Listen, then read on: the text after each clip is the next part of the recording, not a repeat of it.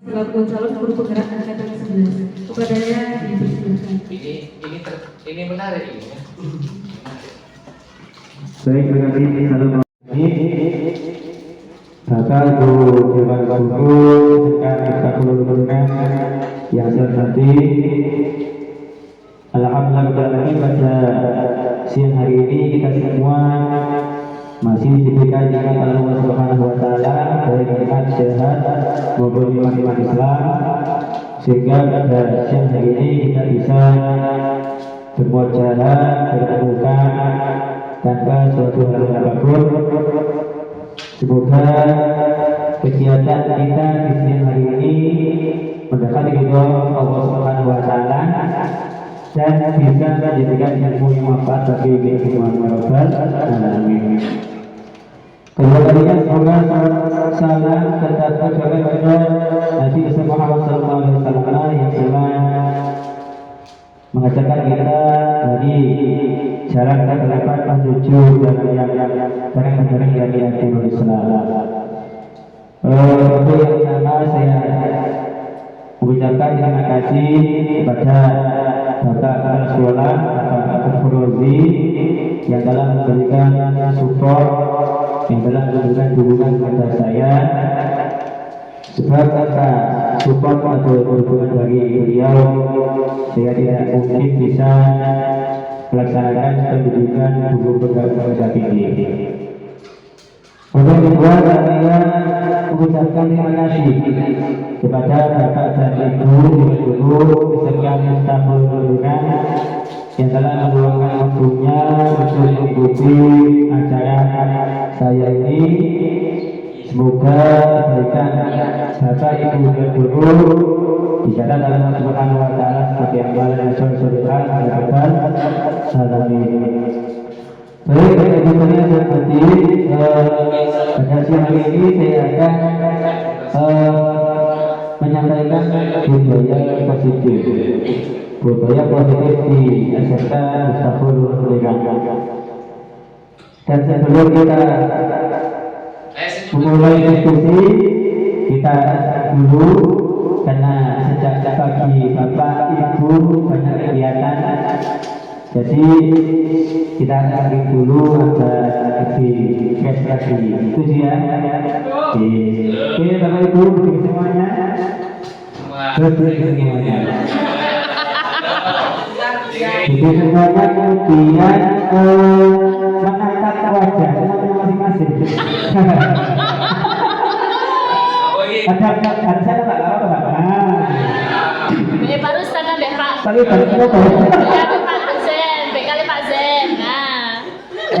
Pak Zen itu bilang itu. Iya. Iya, saya betul. Wajib kan sobo. Kalau dikasih bisa. Belum apa-apa sudah salah ya. Jadi kan inspirasi ini ya. Oke, Bapak Ibu, silakan dilihat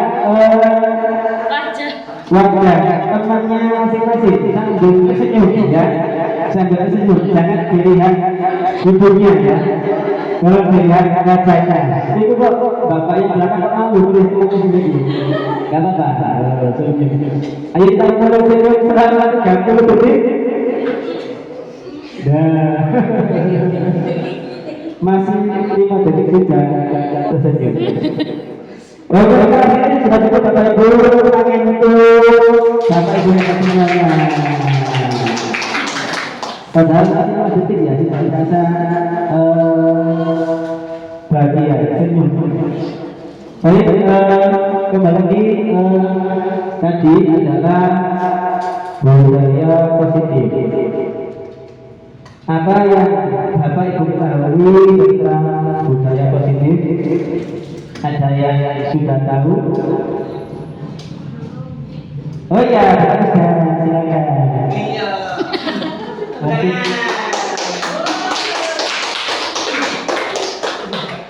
Budaya positif adalah kebiasaan yang baik yang dilakukan di sekolah maupun di lingkungan. Ya, tepuk Tangan. Baik, ada lagi yang menambahkan? Silakan. Oh iya, silakan. Oke, baik.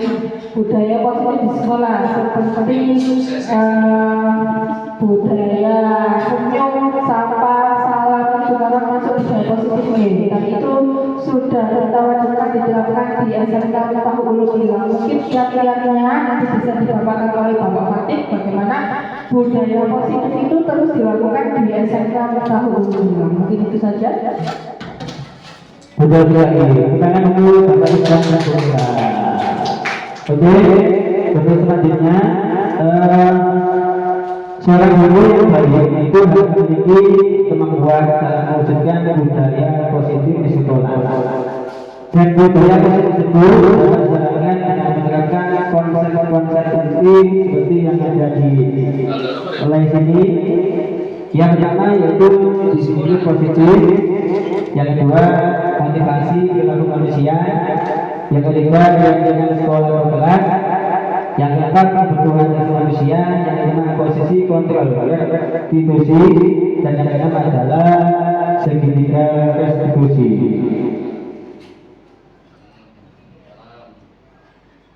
Yang pertama adalah kita bahas yaitu disiplin positif.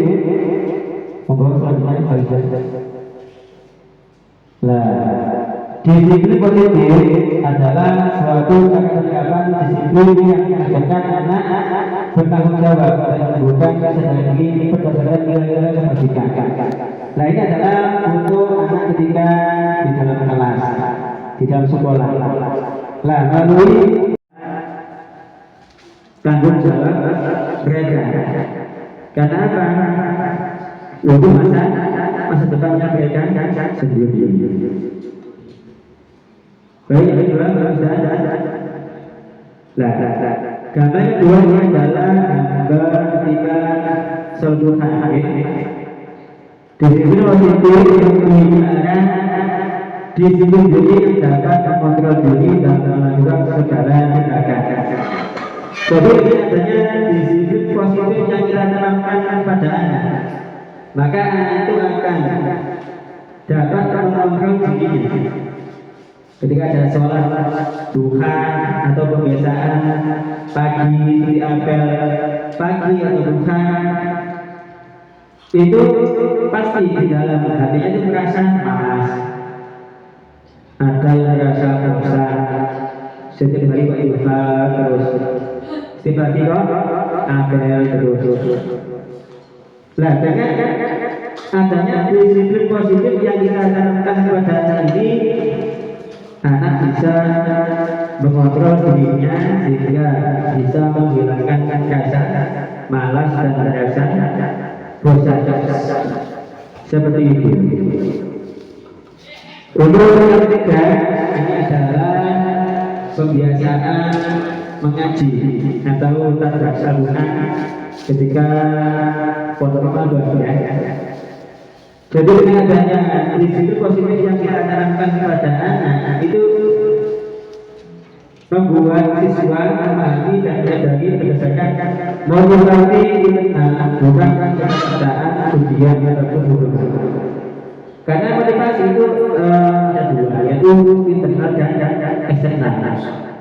Kalau eksternal itu dari luar, kalau dari internal itu dari diri sendiri. Belum bisa, ya, dari diri sendiri.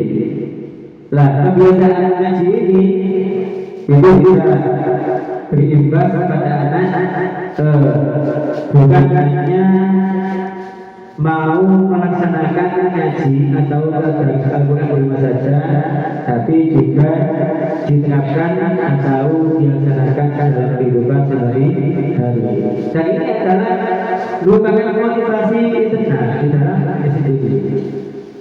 Dan bukan karena paksaan dan bukan karena pujian dari bapak dan ibu guru ataupun anak hukuman, tapi kesadaran diri akan muncul dalam diri. Oke, next bagian. Lah, ini adalah profil belajar Pancasila. Lah, di dalam positif disiplin positif itu terdapat nilai-nilai kebajikan. Lah, menurut Bapak Ibu, apa nilai-nilai kebajikan yang perlu diterapkan dalam diri anak atau sudah didik dalam kehidupan sehari-hari. Mungkin Bapak Kepala Sekolah apa saja nilai-nilai yang perlu diterapkan pada anak?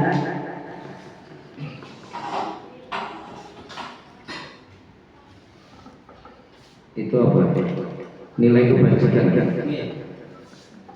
Sebenarnya di SMK itu berbicara nilai kebajikan itu sudah kita terapkan.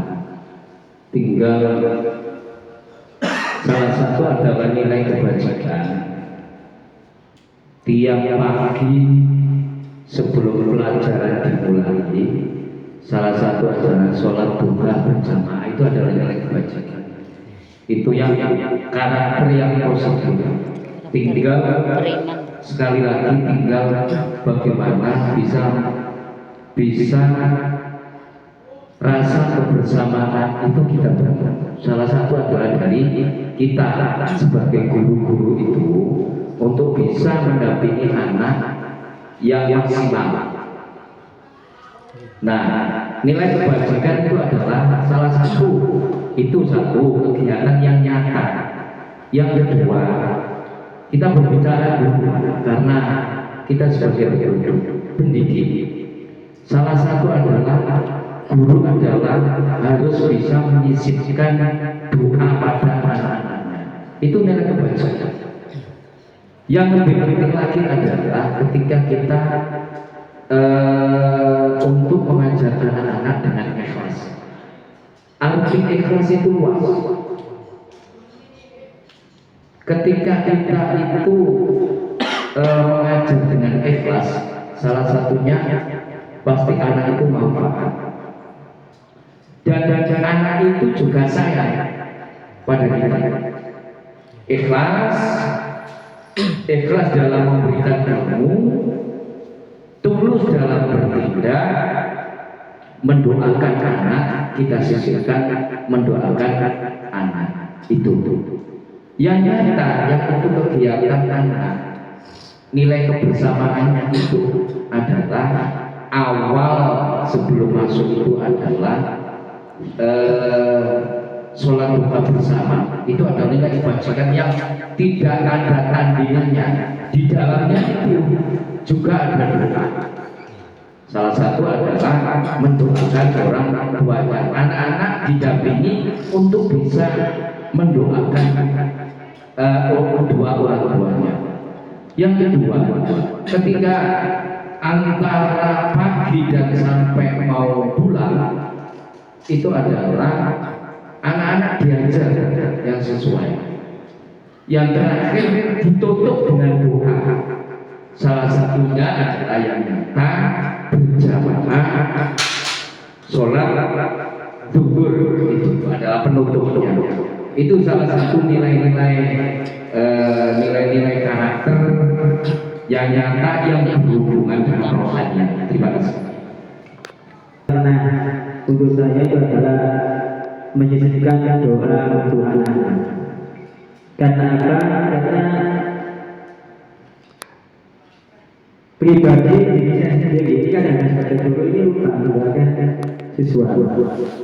Padahal tugas guru itu bukan hanya mengajar mendidik saja, tapi juga mendoakan siswa setelah sholat waktu. Baik, lagi Bapak Ibu silakan. Oh ya, Basi, silakan. Monggo Basi. Apa nilai kebajikan yang perlu ditanamkan pada anak? Nilai kebajikan. Ya.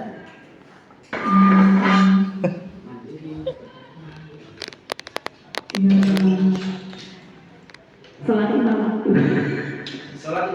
Karena sangat banyak sekali nilai kebajikan yang disampaikan oleh Bapak Ibu guru. Sekarang kita kembali ke guru kita tadi misalnya itu tentang profil pelajar Pancasila. Di mana profil pelajar Pancasila ini terdapat 6 dimensi, yaitu yang pertama beriman, bertakwa, kepada Tuhan Yang Maha Esa, dan berakhlak mulia. Yang kedua mandiri, yang ketiga berkebinekaan global, yang ketiga bergotong royong, yang keempat kreatif, dan yang terakhir yaitu berbahagia kreatif. Seperti itu. Baik,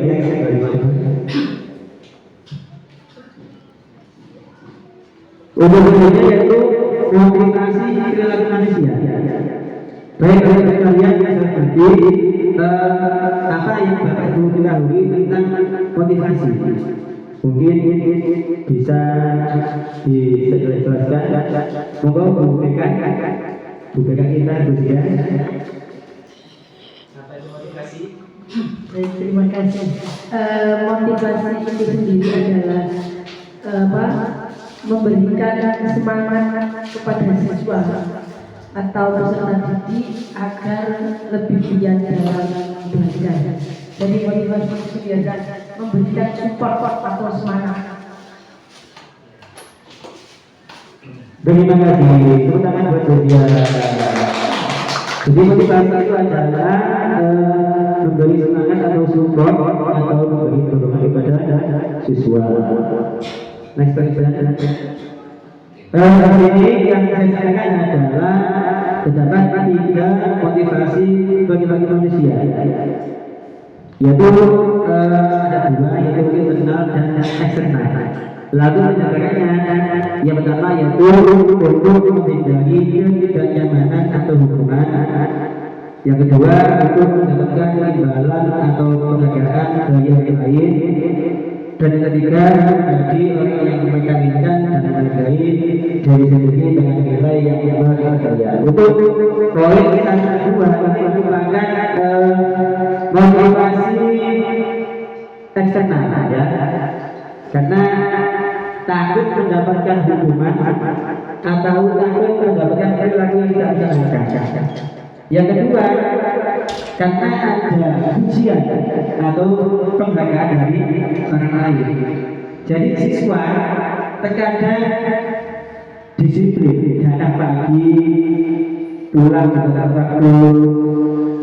Itu kadang-kadang motivasinya itu bagi motivasi eksternal.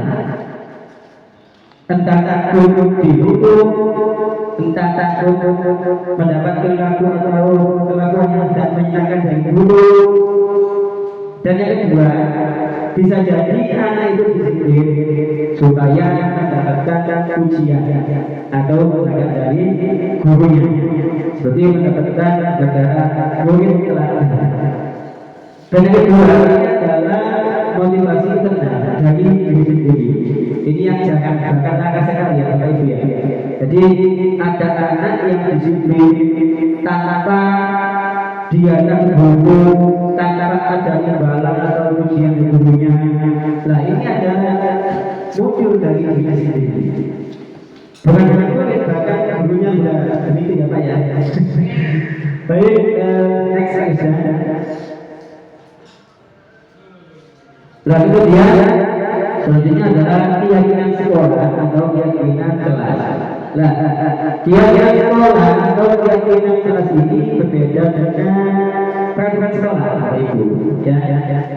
Jadi kalau keyakinan sekolah atau keyakinan kelas ini adalah kesepakatan guru dan siswa yang dibuat untuk membuat budaya positif yang ada di sekolah. Jadi keyakinan sekolah atau keyakinan kelas ini tidak bisa diwujudkan ketika ada salah satu yang tidak setuju. Jadi antara guru dan siswa. Jadi bukan hanya guru saja yang buat, tapi juga kesepakatan siswa. Dan jika nanti ada anak yang melanggar atau tidak mencari aturan, itu dia dihukum 2 kali. Kan saya sendiri yang membuat aturan ini bersama bapak dan guru. Ya. Kan saya sendiri yang menyetujui. Karena itu, jadi kemungkinan besar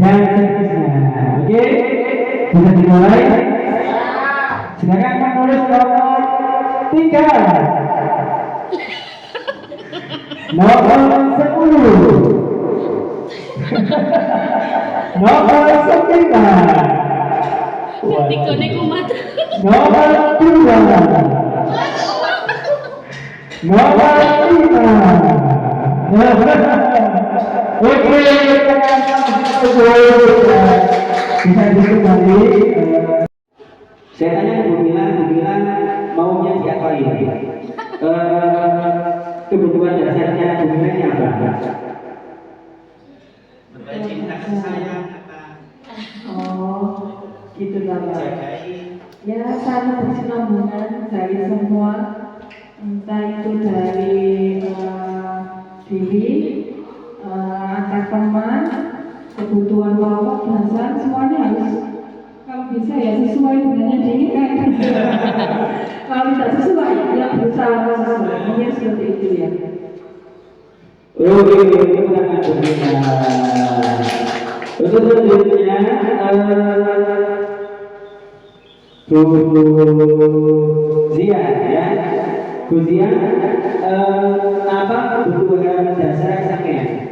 Ketika sampean menjadi seseorang itu pengennya diapain sih untuk dari suaminya itu? Menjadi sayang apa? Kebutuhan dasar.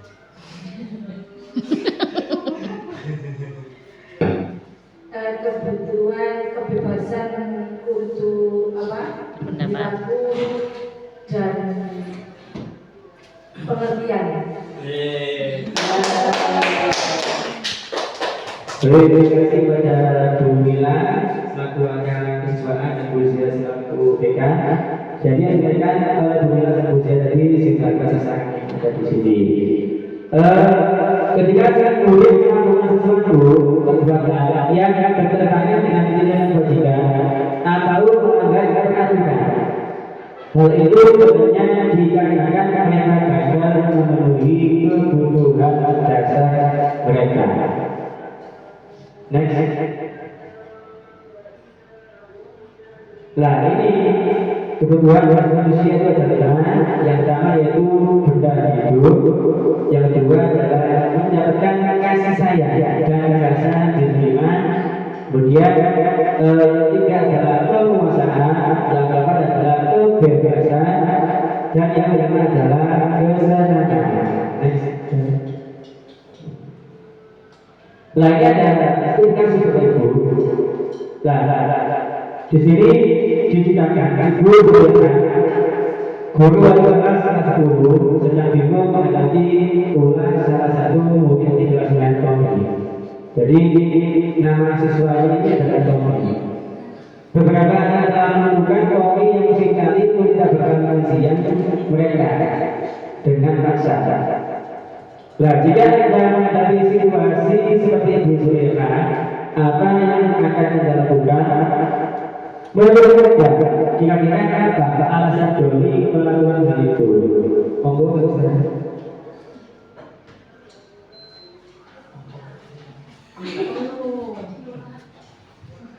Ibu Zulekha, tapi menurut saya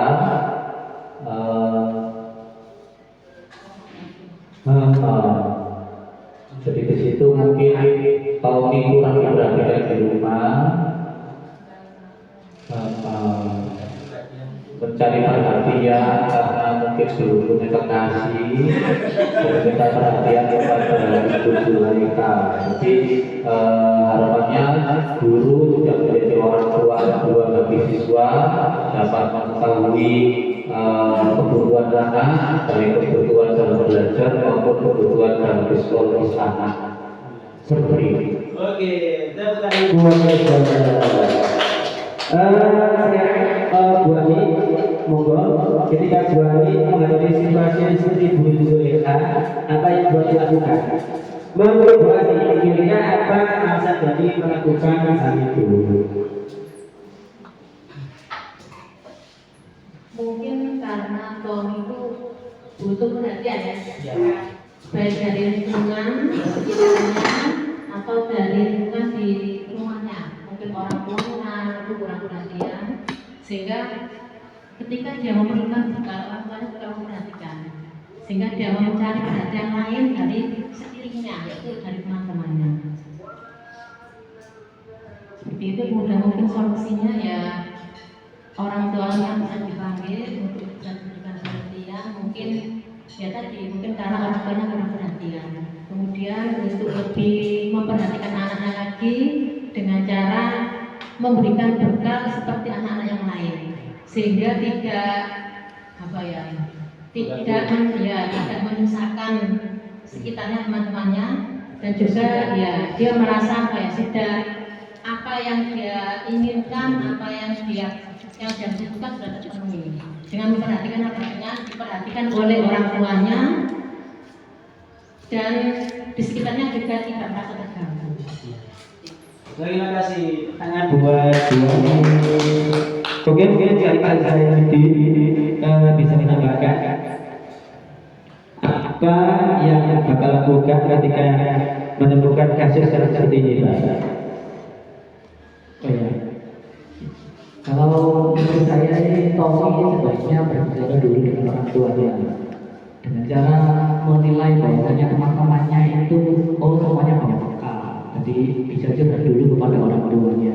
Karena kenapa? Kebodohan siswa itu biasanya bukan pelajaran saja, tapi lingkungan kelasnya juga. Nah, contoh seperti saya, teman saya dulu MI itu dekat saya, teman saya itu banyak yang bawa bekal semua. Karena anak-anak orang kaya, saya kan orang-orang biasa gitu. Sedangkan adik saya itu memang temannya orang-orang yang di bawah standar. Adik saya emang gak bawa bekal karena orangnya emang di bawah garis kemiskinan. Sedangkan saya ini kan kebanyakan kan anaknya juragan, anaknya kiai gitu. Ya, nah jadi kan beda-beda. Jadi orang tua itu juga harus mengerti kondisi dan kelasnya juga. Ya. Menurut saya Tommy juga harus menjelaskan semacam itu, karena lingkungan itu juga berpengaruh dalam dunia keilmuan juga. Seperti itu, mungkin gitu.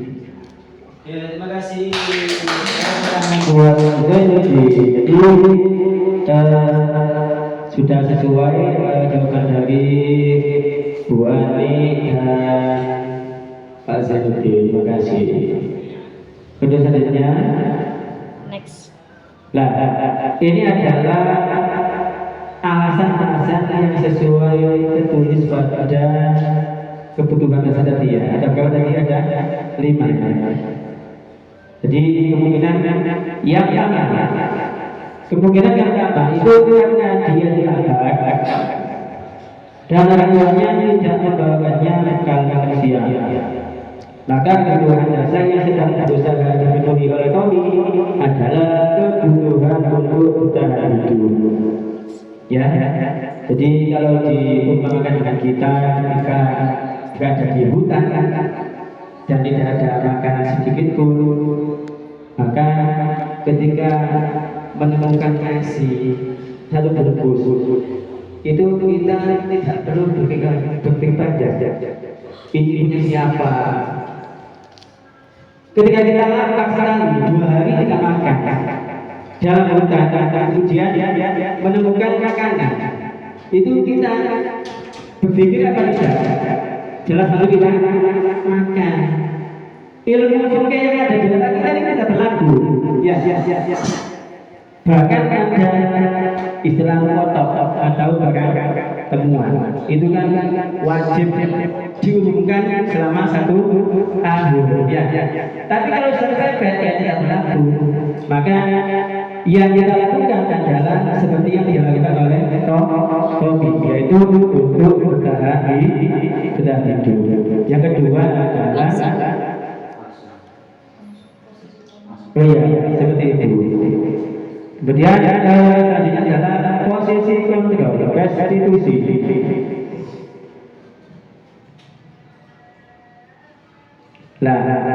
Posisi kontrol itu ada 5. Yang pertama itu guru sebagai hidup, yang kedua guru sebagai pembuat masalah, yang ketiga guru sebagai teman, yang keempat guru sebagai pemantau, dan yang kelima adalah guru sebagai manajer. Nah ini adalah 5 posisi yang tidak perlu. Jadi guru kita jadi sebagai penghukum ya. Nah ketika guru itu sebagai penghukum maka yang dilakukan adalah mengabdi, menunjuk-nunjuk, bahkan mencicil, mendidik, ya, menunjuk-nunjuk, membentak-bentak, Pengelasan berarti. menyindir, bahkan menyakiti. Nah ini adalah posisi guru sebagai penghukum.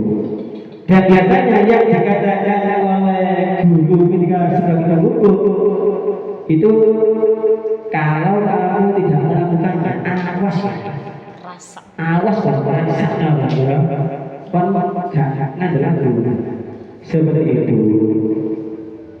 Dan hasilnya ini tidak selalu efektif oleh guru. Ada negatifnya juga. Ketika anak itu tidak sesuai dengan apa yang kita harapkan, itu bisa jadi memberontak, ngelawan. Ya, tergantung pola kita sebagai guru harus bisa menyesuaikan dengan kemampuan masing-masing. Next yang atas. Lalu dia guru sebagai pembuat rasa bersalah. Guru yang membuat rasa bersalah ini biasanya lebih banyak berceramah.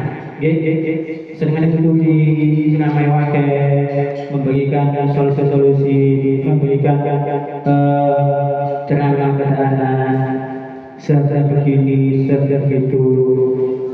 Dan guru membuat rasa bersalah itu biasanya mengatakan, kamu sebenarnya sudah tahu, ibu sudah tahu sekali. Sudah berapa kali Bapak menasihati kamu? Sudah Bapak capek. Nah itu kan merasa apa? Kesal. Ya, merasa bersalah, merasa tidak berguna. Karena apa? Sudah membuat kecewa guru. Contoh Bumila ketika mengatakan yang itu, Bumila sudah lelah, sudah capek mengurusi kamu itu membandel. Kamu membuat Bumila kecewa. Lah anak kan kalau dia begitu kan merasa terharu ya, bahkan merasa sangat bersalah sekali. Ya.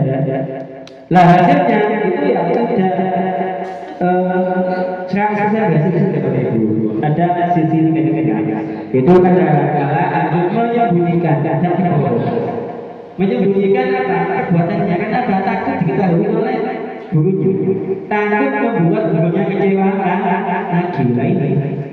Jadi kebanyakan itu menyembunyikan dan berbohong. Lah kemudian yang ketiga, guru itu sebagai teman. Biasanya guru yang ini membuatkan alasan tertentu tentunya dan kata ayolah lakukan demi tempat. Masa kamu tidak mau membantu? Ingat dulu, Bapak sudah pernah membantu kamu. Jadi sebagai teman ya. Dan hasilnya juga tidak selalu efektif. Negatifnya adalah anak itu merasa ketegangan karena apa? Jaga dibantu terus sama gurunya. Manja. Kemudian guru sebagai pemantau. Nah, ini pemantau ya. Memantau terus kegiatan dan siswa yang ada di sekolah. Itu untuk apa perilaku siswa. Lah biasanya guru berkata, apa kerennya? Kok sampai kesampaian melakukan hal semacam ini? Emangnya sama nggak tahu aku kan apa? Teman-teman. Dan hasilnya menyesuaikan diri bila diawasi saja. Ini juga tidak efektif ya. Jadi ketika anak itu diawasi ya, bagus hasilnya. Tapi kalau gurunya tidak ada, ya sama saja ya. Jadi ini beda ya. Siswa guru diwedeni sama diajari beda. Kalau diwedeni itu takut cuma ketika ada gurunya. Kalau nggak ada, bahkan dibakas, dikecek-kecek. Tapi kalau guru ini diajari oleh siswa, ada atau tidak ada, tetap suka, seperti itu. Kemudian yang terakhir, yang terakhir adalah guru sebagai manajer, bukan manajer ya, manajer. Jadi biasanya guru yang sebagai manajer ini adalah mengajukan pertanyaan-pertanyaan, suka bertanya, suka menanyakan kepada siswa. Lah biasanya berkata, apa yang kita mau kalian yakini? Apa yang bisa kau kerjakan untuk memperbaiki masalah kami? Jadi siswa di sini ketika membuat kesalahan atau kejadian kasus itu tidak langsung dihukum, tapi ditanya, kira-kira kelas apa yang kamu ketahui di kelas? Disebutkan, kamu kan hafal semuanya. Disiplin, tidak boleh membolos, tidak boleh melecut, tidak boleh telat. Lah, kemudian kira-kira kelas apa yang sudah melanggar? Ditanya lagi, iya Pak, datang cepat waktu atau disiplin. Saya melanggar, yaitu datang telat. Nah ini.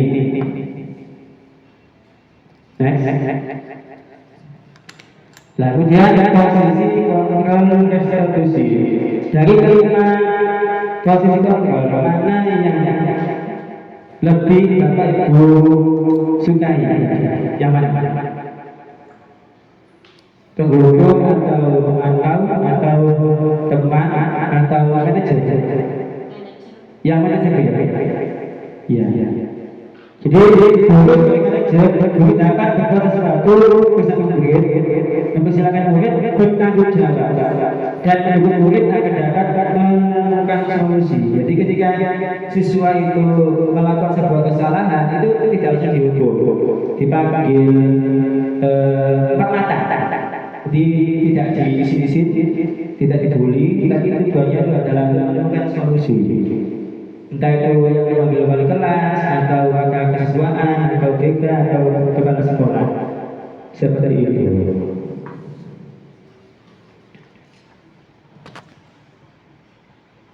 Kemudian yang ketiga restitusi. Next slide. Nah, ketiga restitusi itu yang pasti ya ada tiga ya Bapak Ibu. Yang pertama itu menstabilkan identitas, yang kedua adalah validasi tinggal yang salah, dan yang ketiga adalah menanyakan keyakinan. Yang pertama adalah menstabilkan identitas. Menstabilkan identitas dilakukan berdasarkan prinsip bahwa sebuah kesalahan adalah bagian dari proses pembelajaran yang tadinya akan biasa identitas gagal ke arah identitas sukses. Jadi ketika anak atau siswa melakukan sebuah kesalahan itu tidak langsung dipojokkan begitu saja. Contoh ketika data telat itu bisa kita memakai metode kebohongan ini. Oh iya, nggak apa-apa, kamu nggak usah takut. Dulu Pak Guru juga itu lambat, apa tidak? Ya. Jadi anak itu tidak merasa Intimidasi. tidak sampai ketakutan. Kenapa? Identitasnya distabilkan oleh kita. Kemudian next question. Nah ini menstabilkan identitas. Berbuat salah itu hal yang manusiawi, tidak ada manusia yang tidak. Jadi ketika ada yang nakal atau yang kasus itu tidak usah dimarahi. Gak apa-apa. Yang manusia itu al-insan makhluk atau manusia. Tidak ada manusia yang sempurna. Pasti manusia itu pernah berbuat kesalahan. Wa khairu khata'ina tawwabun. Yang penting kita mau bertobat, mau memperbaiki kesalahan kamu sehingga siswa itu apa? Mau berubah. Kenapa? Tidak dimarahi tapi dinasehati. Kemudian yang kedua, kita pasti bisa menyelesaikan permasalahan ini, dikasih solusi. Kemudian kata ibu tidak tertarik untuk mencari tahu siapa yang benar dan siapa yang salah. Bapak Ibu lebih tertarik untuk menyelesaikan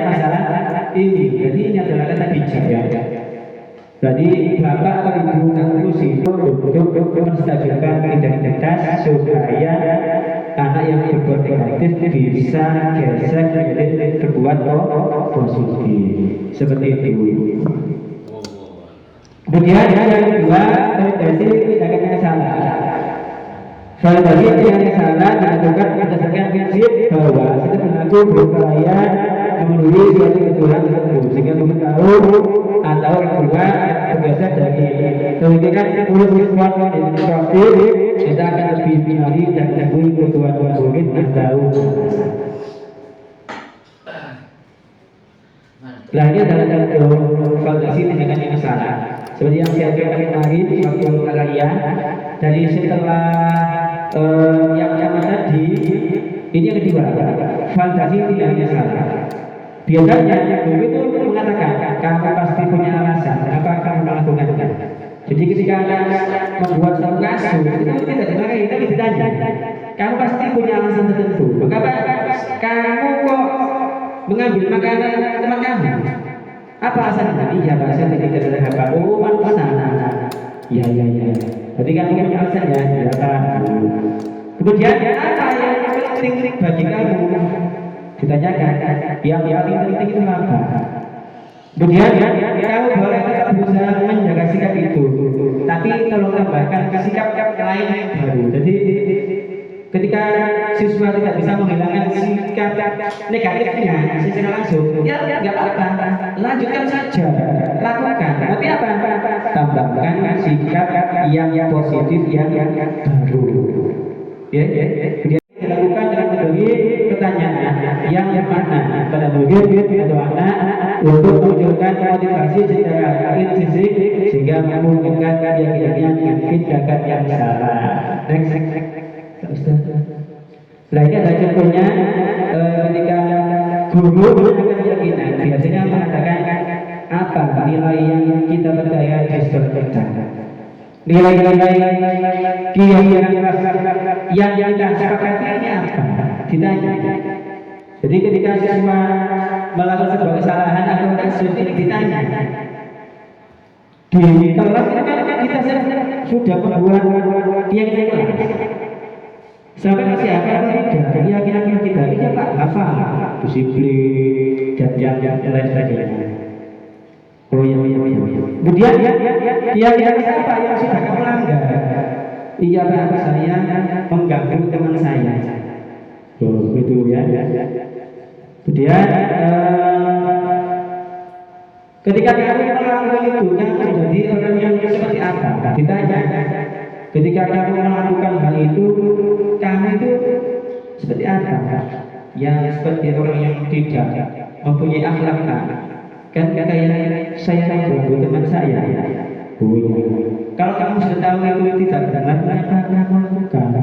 Oh iya Pak, saya mungkin lah. Oh iya apa? Besok janji ya kita bilang lagi. Ya Pak, ya sudah kamu boleh kembali ke kelas. Seperti itu. Terima kasih. Mungkin ini saja saya sampaikan. Mungkin ada pertanyaan terkait yang saya sampaikan tadi. Oh iya, Bisya, silakan Bisya. Baik, terima kasih. Terkait kontrol posisi guru sebagai teman. Ya. Oke. Terkait saat ini yang terjadi yakni bahwa banyak siswa yang menganggap bahwa guru itu adalah teman.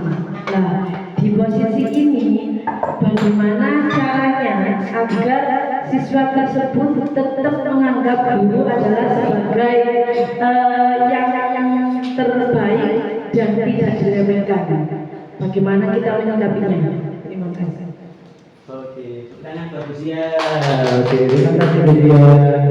Terkait posisi kontrol guru sebagai teman itu kan sisi negatifnya itu terkadang siswa itu meremehkan guru karena dia sebagai teman. Baik Bapak Ibu, terkait posisi kontrol tadi yang ada 5 ya. Itu kita ini tidak harus terpaku pada satu saja. Jadi kita buat seperti dulu. Kadang-kadang guru bisa sebagai teman, kadang-kadang kita bersikap guru sebagai hukum, kadang sebagai teman-teman. Jadi tidak terpaku pada satu posisi saja usianya. Jadi kelima posisi berarti bisa kita pakai, bisa kita gunakan seperti itu. Oke, kedua, oh iya, belajar di sini, silakan.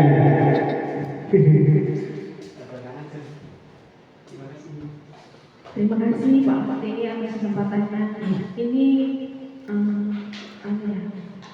balik ke yang terkait masalah menerapkan keyakinan di kelas. Itu bagaimana caranya agar keyakinan kelas bisa diterapkan dengan baik tanpa ada siswa yang merasa keberatan dan melanggar keyakinan dan sebagainya. Terima kasih.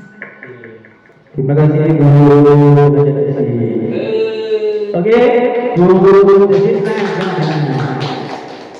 bagaimana cara supaya keyakinan kelas ini bisa diterapkan dan bisa dilaksanakan oleh anak-anak. Jadi kembali ke keyakinan kelas. Jadi keyakinan kelas ini adalah kesepakatan guru dan siswa yang jangan dibuat untuk membuat disiplin positif atau budaya yang positif. Jadi yang berkesempatan kesepakatan ini bukan hanya guru saja, tapi juga mungkin ya, bukan hanya guru saja, tapi mungkin saja.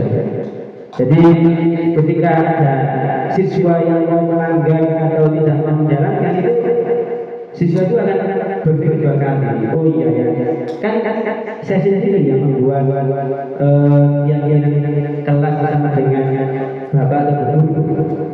Jadi saya yakin itu tidak mungkin dilakukan oleh siswa. Setelah saja. Oke, terima kasih. Silakan buat kita bertanya. Baik, Bapak Ibu yang nanti mungkin saja yang bisa disampaikan. Semoga bermanfaat untuk semua yang berkenan. Assalamualaikum warahmatullahi wabarakatuh.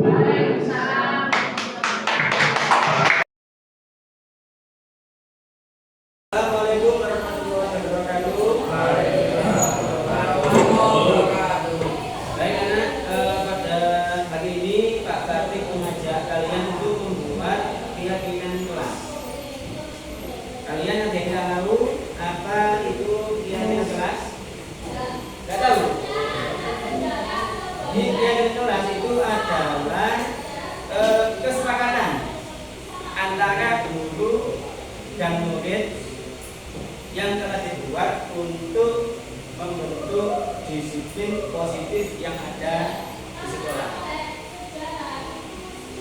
Jadi kalian dan Pak Batik akan membuat kesepakatan yang ada di kelas dan nantinya berbentuk keyakinan atau aturan-aturan. Itu ya. Jadi Pak Batik akan membagikan ini note pada kalian dan kalian tulis ya. Jadi keyakinan kelas itu sebenarnya beda dengan peraturan kelas ya. Itu bedanya sama-sama peraturan. Jadi keyakinan kelas atau keyakinan sekolah itu beda dengan peraturan sekolah atau tata tertib sekolah. Bedanya apa, Mas? Bedanya adalah kalau keyakinan kelas atau keyakinan sekolah itu adalah yang dilibatkan itu adalah guru dan murid. Jadi yang membuat keyakinan atau aturan itu adalah guru dan murid. Kesepakatan guru dan murid. Tapi kalau peraturan sekolah beda lagi atau tata tertib sekolah itu yang membuat adalah guru ya, guru saja, bukan guru. Tadi kalau keyakinan kelas atau keyakinan sekolah itu yang membuat adalah guru dan di mana keyakinan kelas ini adalah wajib ditaati, wajib dijalankan. Ya anak-anak ya. Baik anak, pada hari ini Pak Fatih akan menjelaskan sedikit yang namanya kalian tulis keyakinan kelas apa yang kalian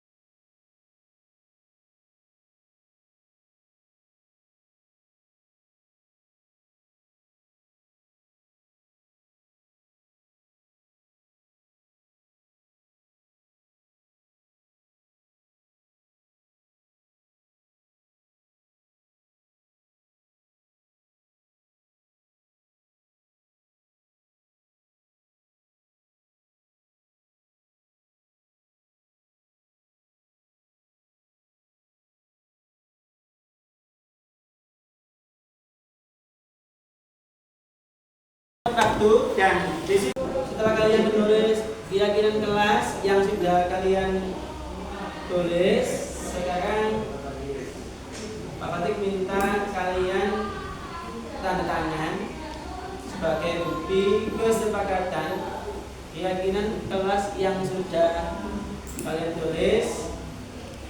Jadi ini adalah kesepakatan kalian dan kesepakatan Pak Fatih sebagai guru atau wali kelas. Nanti tolong